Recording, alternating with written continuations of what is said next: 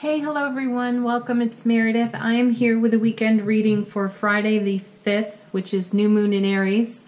Saturday the 6th, Sunday the 7th. We are using Bonfire Tarot. And I have to say, before we turn over any cards, there's some interesting stuff going on in the atmosphere. And I'm not referring to astrology, though I would say probably astrology has something to do with it. I don't know where the planets are other than the new moon right now.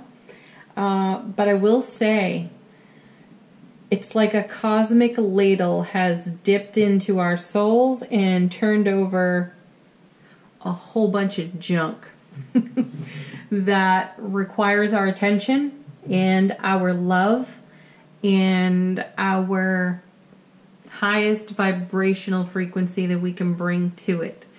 So before this reading, I spent a fair amount of time in conversation with my guides and angels, because there's not a person that I haven't spoken to in recent days, and I am not immune to this myself. I've had some interesting experiences, but it would appear as if oh my gosh, if you can name the scenario, it's unfolding right now and it feels really unfavorable.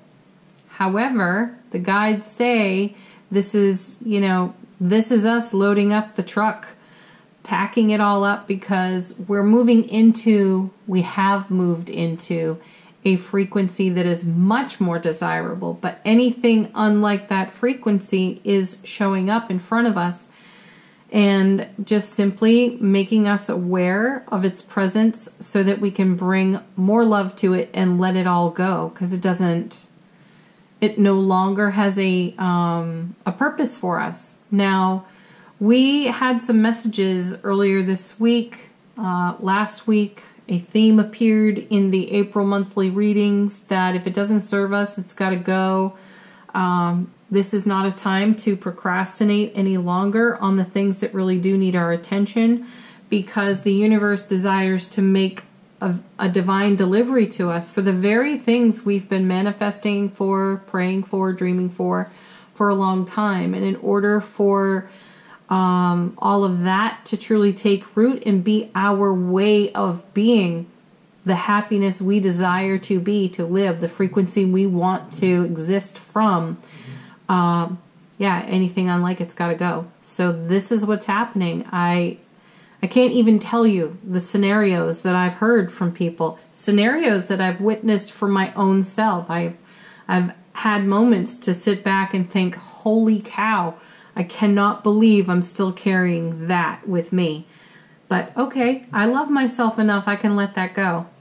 I've passed out a lot of tissues too, so tissues for our issues. All right, let's get to the cards. Now, I have a bunch over here from the bottom of the deck. My guides have asked me to hold off on those. They would prefer I bring those to us last. So we'll begin here. Well, there it is. Stick a fork in it, folks, because you're done. We're all done.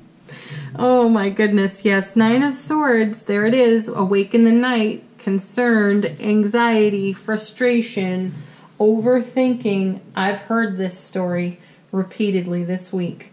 I've had someone say to me, "Are you sure Mercury retrograde is over? Because it kind of feels like it's still going on." And there it is in the Nine of Swords. We are being presented with absolutely everything unlike the frequency we are desiring to exist from. So that bears repeating, because this card is here now. I do like that she's got like little circles there with her hands around her eyes. So this is like putting on the binoculars. You want to see this stuff. You want to take a look at this stuff so that you can love this stuff and be free of it. I do believe that is the point of this card, but let's see what's next. The Hierophant. Yeah, we are being asked to take a look at our traditional morals and values. Do they fit?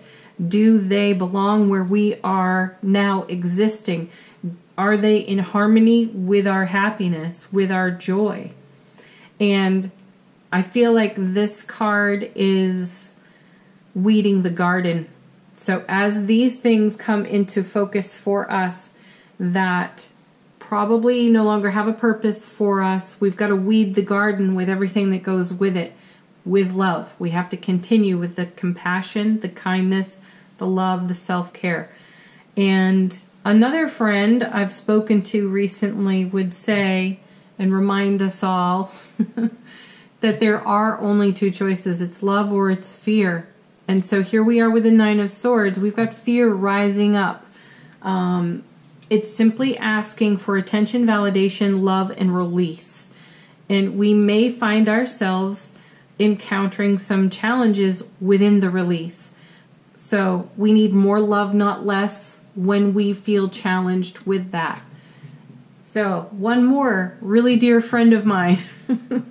Thank goodness for my support team.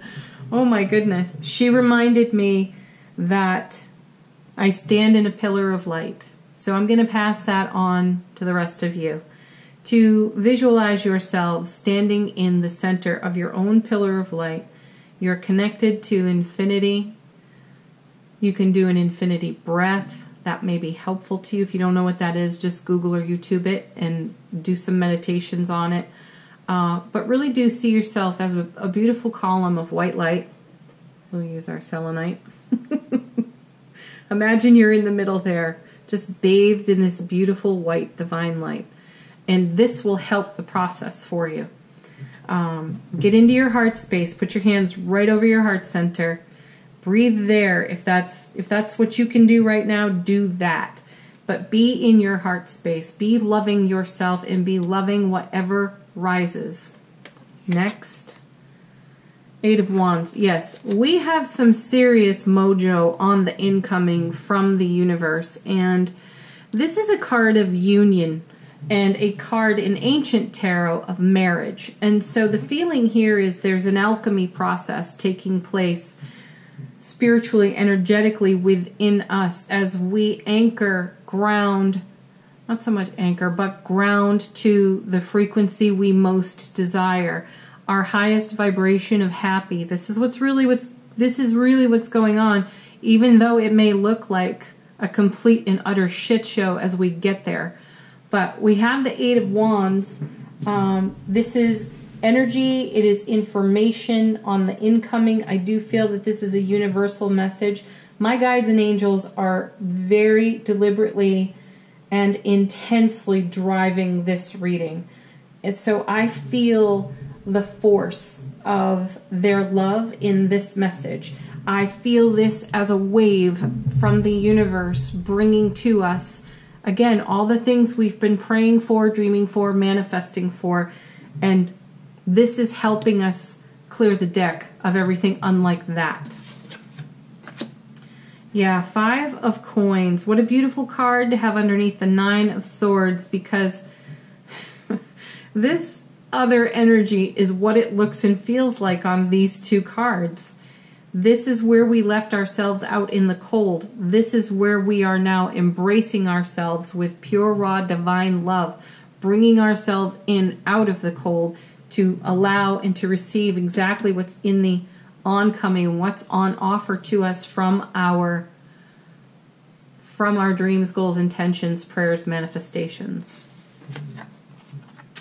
Yeah, then we have the Page of Cups. This is yet another offer. I really do feel that this is representative of the universe holding out a cup of everything that you're intending for yourself.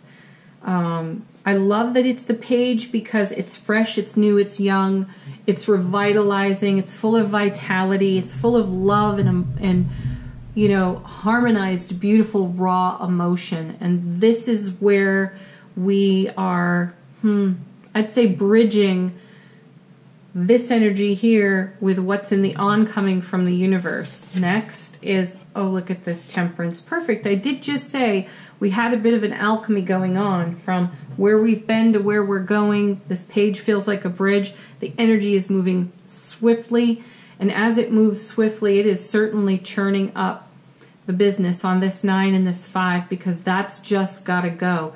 So we're being challenged, again, with our morals and our values, our belief systems, or what's inside of our subconscious that's been directing our heart space thus far, and we're being challenged to let that go, to stretch, to expand, to allow for more. But what we're allowing for is more of what we've been praying and intending for. Okay, next. These are the cards that are from the bottom of the deck. I don't even know how many are here. I just kept pulling them off the deck until my guide said stop. I think there's like 5 or 6 of them. So they're also telling me to read it like a storybook. So page 1 of our storybook is the 2 of Cups. This is divine partnership within our own heart space. This is how we love and care for ourselves. This is how we nurture ourselves. We've offered ourselves a cup.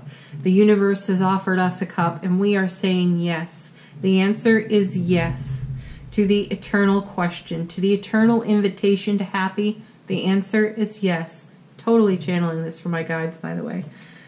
Page 2 of our story is the 10 of Cups. By loving ourselves first best, we create our dreams for coming true. We create what it is we've been desiring through this period of growth and development. This is fulfillment. This is the universal yes to our yes. Then we have the Fool. This is a new adventure. It's a new way of being, a new way of living and existing, which does challenge the old way of being. So the bridge here in the page is that if it feels fresh, new, vital, revitalized, loving, this is more confirmation to your yes and the universe's yes, followed by the Star, bringing us back around to this is what you prayed for and you are receiving it. It is coming swiftly. It's coming fast. And as that happens, an alchemy unwinds for us. The way to go here is to allow. Just allow. If you have to cry, cry. If you have to sing, sing. If you have to feel the fear so you can feel the love, then do that, but always land on love. The Ace of Swords brings us everlasting strength and brilliant clarity. The brilliant clarity is always going to be the beautiful feeling that we see on this page. The fresh, the new, the revitalized. It feels absolutely opposite of what we see, sense, feel, and know on the 5 and the 9. And then our last card from the bottom of the deck is the Ace of Wands, because this beautiful vitality turns into our passion. This ignites our fire. This is what makes us the phoenix. This is what sets our happiness ablaze and has us not just whispering yes, but shouting yes. So, wow, that's quite the message. Woo.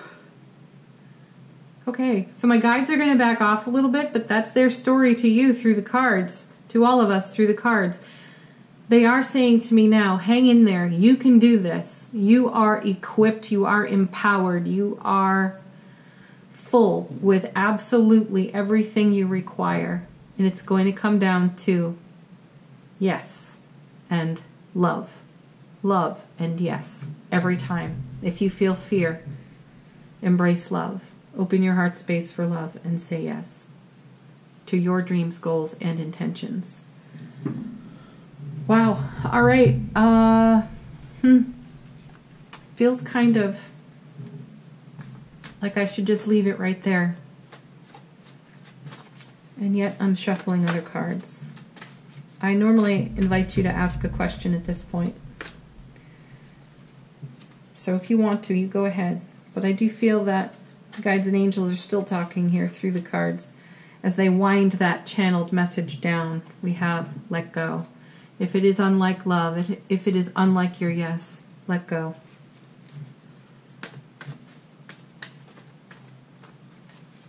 And don't stop. Don't quit now. Don't throw in the towel. Do not wave the white flag.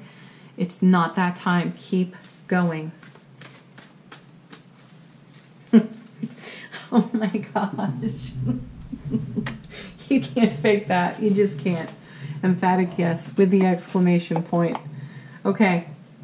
I'm going to leave that there now. I could probably pull other cards, and I do think they would produce a wow factor for us. However, I think we can stick a fork in this one. Thank you so much for watching. I want to encourage you all to go back to Wednesday's daily message. One of our lovely subscribers, Kate, left an amazing message for all of us. So go there and read that. It was just so beautiful. I know it's connected to this. Check it out. It's really worth the read. If you don't know how to read the comments, if you scroll down, if you're looking at the page that the video is on and you're on a smart device, a phone, scroll all the way down to the bottom and you'll find the comments that other people have left. So check out Kate's message. It's really beautiful. And thank you so much, Kate, for leaving that message for us. It's Wednesday's daily message. Have a beautiful weekend, everyone. I'll be back soon for Monday's message. Don't forget to watch your April monthly videos. Watch your Sun, Moon, Rising, Venus videos if you can. Bye for now. My love and blessings to each and every one of you in your journey here.